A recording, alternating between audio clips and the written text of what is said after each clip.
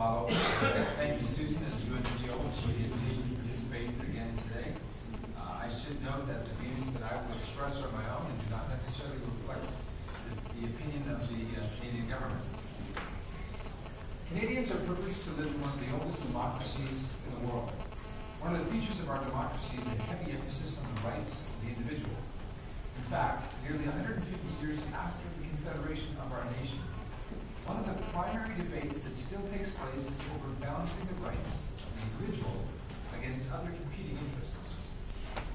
These debates take place in the peaceful forums of our legislatures and courts, as well as in the media and in coffee shops across the land.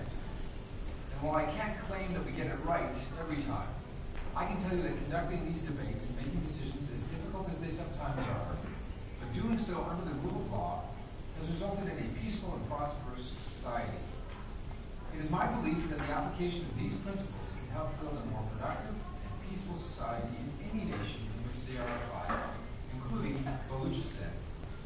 It is now my privilege to offer a few words on the current situation in Balochistan, and I'd like to start with some comments that were made recently in the provincial parliament. A few days ago, the Chief Minister of Balochistan, Dr. Baluch, told the Balochistan Assembly that the province should receive a 50% share of the profits of the natural gas that is currently being produced locally.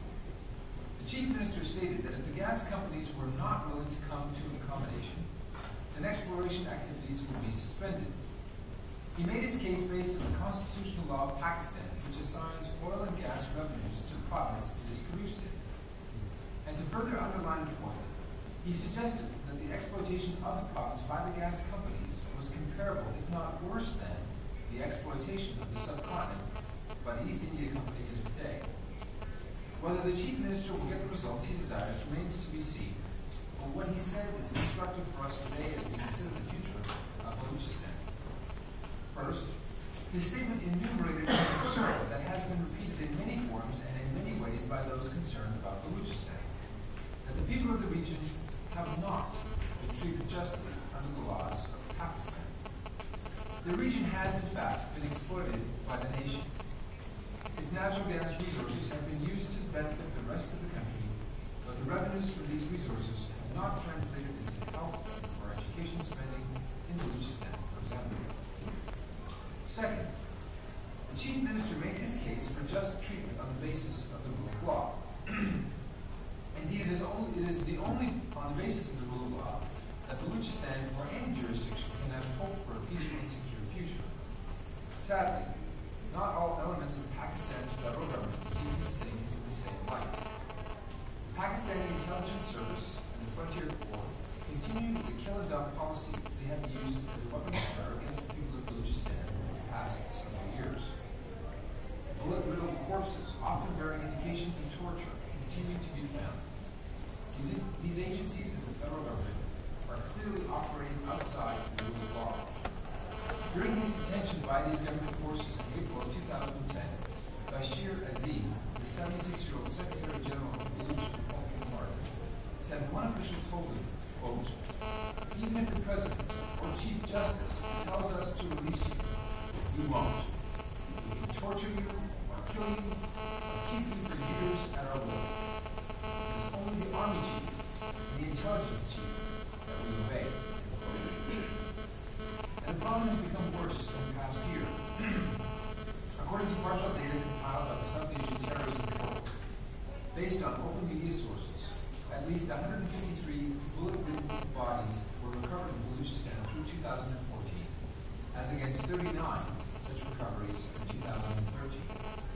124 of the bodies found in 2014 were recovered in Baluch separatist areas of South Balochistan, between Pashtun-dominated North Balochistan. The staggering rise in recovery of such bodies in 2014 was primarily accounted for by the discovery of 3 mass graves in the Totak area of Kuzdar district. Between January 25th of last year and April 2nd of last year, a total of 103 bodies were recovered from these graves. The recovery of these mass graves in Kuzdar further confirms that there is a relentless campaign by the state's covert agencies to target Baluch nationalists and their sympathizers in campaigns of disappearances and a kill and dump policy particularly in the south regions of the province. Tensions have been increased in Balochistan by the Pakistani military offensive in Waziristan, designed to flush out Al-Qaeda elements. Some of the militants fleeing Waziristan have gone to Balochistan, undermining the security situation there. According to Balochistan opposition leader Maulana Wase, the law and order situation has gone from bad to worse in major parts of Balochistan during the last 2 years because of these militants. The Pakistani Supreme Court launched an inquiry into the missing persons of Balochistan in 2010, describing the disappearances as the most burning issue in the country. The Pakistan Human Rights Commission also confirmed the kill and dump policy exists after conducting a fact-finding mission. Numerous other international human rights organizations have affirmed these findings as well. Yet little is being done by those with power in Islamabad to rein in the agencies that are responsible for the atrocities. In part, that may be because of the lack of international pressure on the Pakistani government. Outside of most foreign affairs ministries, certainly in my part of the world, very few are aware of the situation in Balochistan. If you were to ask most Canadians, even Canadian parliamentarians, about issues in Pakistan, they might identify the on-again, off-again conflict with India over Kashmir, or Pakistan's tepid support for the international coalition in Afghanistan, and certainly the fact that Osama bin Laden was hiding in Jalalabad. Few placed Balochistan on the map, let alone identify the horrific activities Pakistani government agencies are conducting against the populace. This lack of knowledge on the part of the Western public allows Pakistan to continue to collect aid, including military aid, from nations such as the United States and Britain. Canada in particular has long associated the protection of individual rights in the nation with the provision of aid.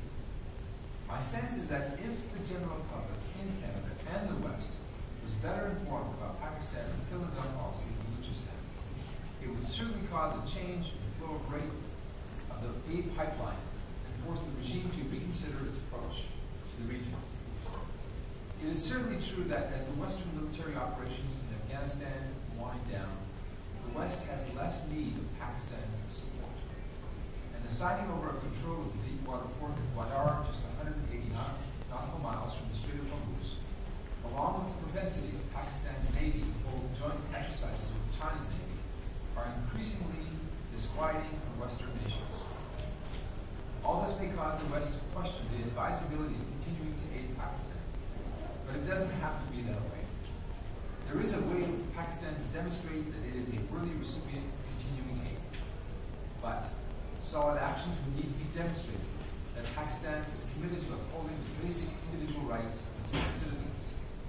As such, I call on Prime Minister Sharif to bring his military and intelligence agencies to heel and revise his government's policy toward Balochistan from one of state-sponsored terror to one of peace and development. Guaranteeing the citizens of Balochistan their rights is the key to a future of hope for that province and its people.